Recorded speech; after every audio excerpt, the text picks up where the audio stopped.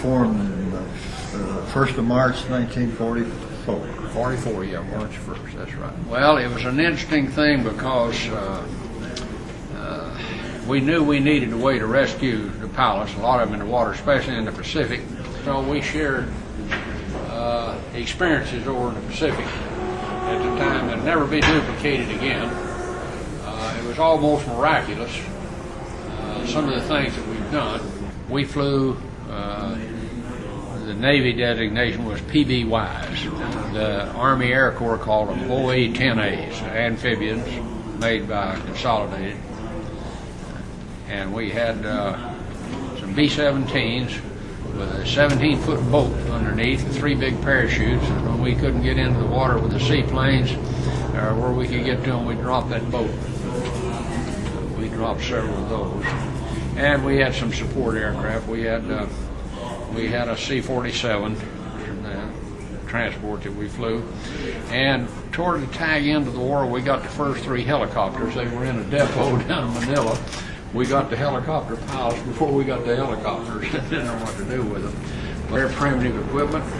Those PBYs, I think, were first made in 1932. 33, the first models of them. We were still flying them. They had put bigger engines on them and made some improvements, but we were flying airplanes that were 12, 15 years old, and 20 years old.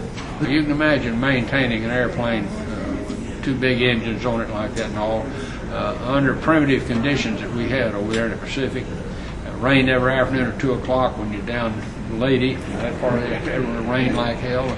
These guys would change engines and propellers and do major overhauls. If they had to hang a block and tackle from a tree somewhere to lift the engine, and they did absolutely miraculous stuff to keep those airplanes flying. And I don't ever remember being scheduled for a mission where the airplane was down and unable to fly. Is that right? I think that's right. They were out.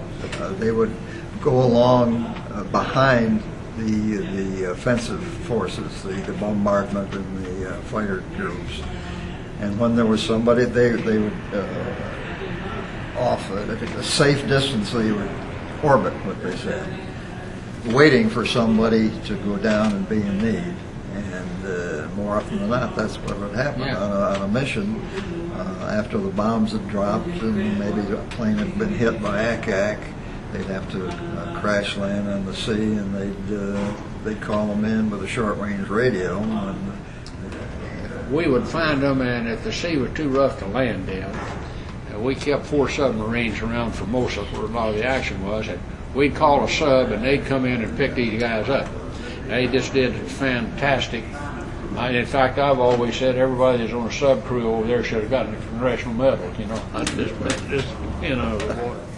In addition to saving the lives of our airmen that had gone down in the open seas, we feel especially proud of the fact that we evacuated the Hanks family under a state of duress because they were there under the threat of a Japanese retribution.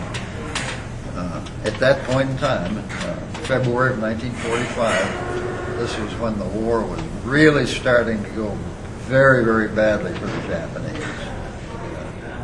To me, at least, our signature picture that came out of the war, the image of this little 15-month-old infant being lifted out of the blister, handed down ever so gently by one of our tech sergeants to another tech sergeant there in the ground. You take 2 or 3 years out of a young man's life and living together constantly day after day, it develops bonds which do survive over the years. You know, it's pretty hard to describe. Closer than brothers. Yeah.